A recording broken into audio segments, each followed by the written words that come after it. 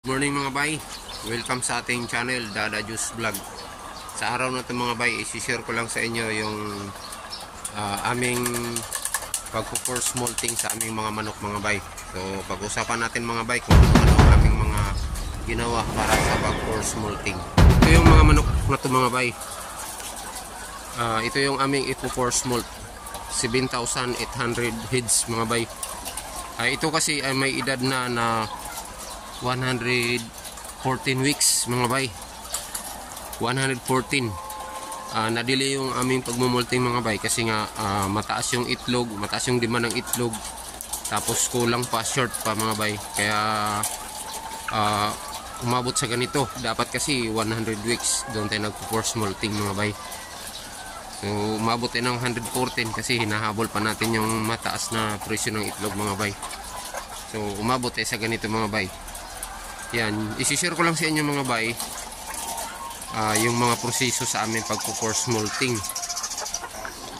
So ang una mga bay ay tatanggalin lang natin yung mga reject, yung mga badkal, yung mga hindi na nangingitlog, yung may mga basa yung puwit nya kasi pagka ipo-force molting na natin mga bay, magiging ano yun, maging mortality yun sila mga bay.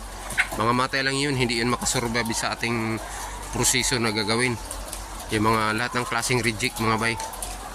So yun ang unang hakbang natin gagawin. Pipiliin yung mga bad calls, yung mga reject mga bay. Nang sa ganun, hindi masayang, maibenta pa natin yun may halaga pa yun kahit papano. So yung meron naman talagang mga matay dyan, hindi naman maiwasan yan.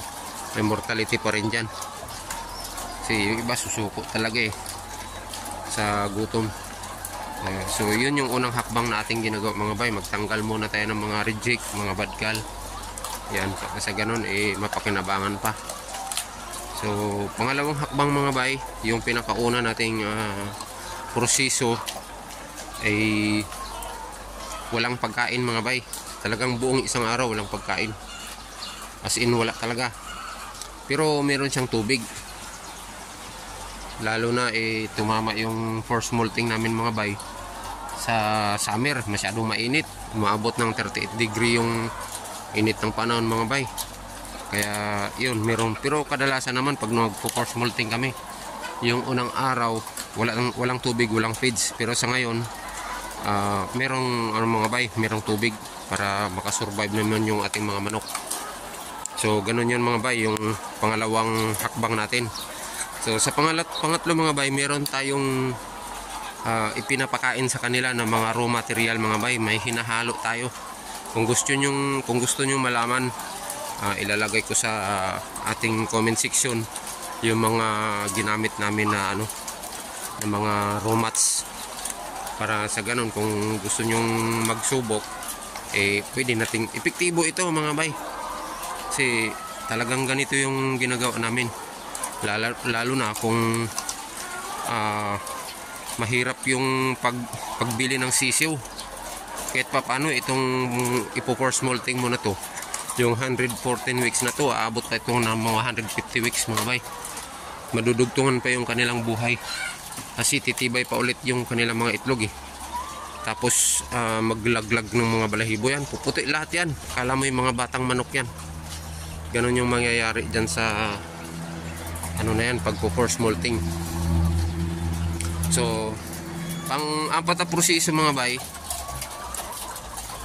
di ba nagpakain na tayo sa pangatlong proseso, nagpapakain na tayo ng raw mats. Yun, kung gusto nyo ilagay natin sa link sa ating comment section yung mga ginamit naming raw mats. So yun, tapos mga bay, 7 araw natin napapakainin ng raw mats yung mga bay. 7 araw pinapakain yun mga bay. Dapat madilim, yung wala ng araw. Sa hapon wala ng araw. Kung sa umaga naman, pwede naman din sa umaga. Dapat hindi pa nakalabas yung araw kasi iniiwasan natin dyan mga lumpo sila, magwawala kasi yan pag pinapakain mo, siyempre gutom na gutom yung mga yan. Tapos mga bay, 7 araw yun napapakainin. Halimbawa natapos mo na yung 7 araw na yan na pinapakain mo ng raw mats mga bay, eh yun na yung pinakatatahakin nila mga bay. Gugutumin na natin sila ng pinakamataas natin na paggutom dyan mga bay ay 4 na araw. Yun, babantayan din natin ang ating mortality kasi kung minsan biglang dumami yan, listo tayo dyan. Dapat hindi lumalampas sa 20 ang mortality natin sa isang araw mga bay. Kaya yun, pagka 4 na araw, bibigay na tayo ng chick starter naman ang una nating binibigay mga bay. Ang purpose nun kung bakit chick starter, kinoconcentrate ng pakain na yon yung pagpapataba ng ating mga manok mga bay. So kailangan natin mga bay i-chick starter ng hanggang sa meron siyang production mga bay na 5%. Kapag 5% na, magpalit naman tayo ng pakain nun. So pagkatapos natin na ginugutom mga bay ng 4 na araw, ito na yung resulta. Tingnan mo, nangalaglag yung mga balahibo niya mga bay. Kung tingnan nyo sa ilalim, namumuti yung ilalim niyan. Puro balahibo, naglag yung mga balahibo niyan sa ilalim. Tapos makakalbo to mga bay. Tutubuan niya ng panibagong mga balahibo yung mga yan. Yan. Yan walang wala yan. Pinapakain to kagabi naman sa amin. Kahapon ng alas 6. Pagka umaga, kala mo sinisimot nila yan. Akala mo dinidilaan yung feeders. Ang lakas kumain yan mga bay. Yung binigay namin dito sinimot lang kaninang umaga. Binigay namin ng alas 6. Pagka umaga, ganito na itsura. Grabe lakas nila kumain mga bay.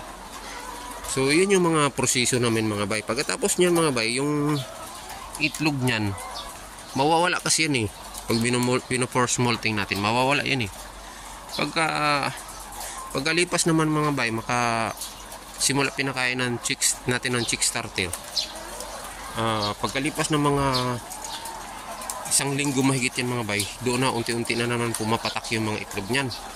Mga itlog ng mga bay sobrang tibay na naman, parang kagaya lang sa mga itlog ng mga batang manok. Tapos malalaki siya mga bay.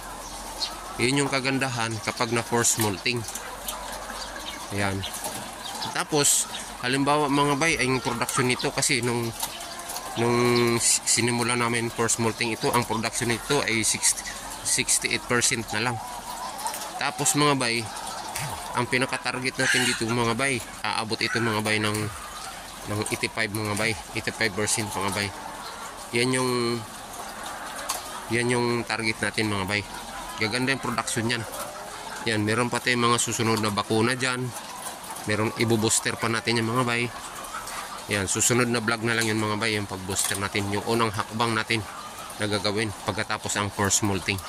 So hanggang dito lang mga bay ang ating vlog ngayong araw. Sana may natutunan tayo sa ating vlog ngayong araw na ito mga bay.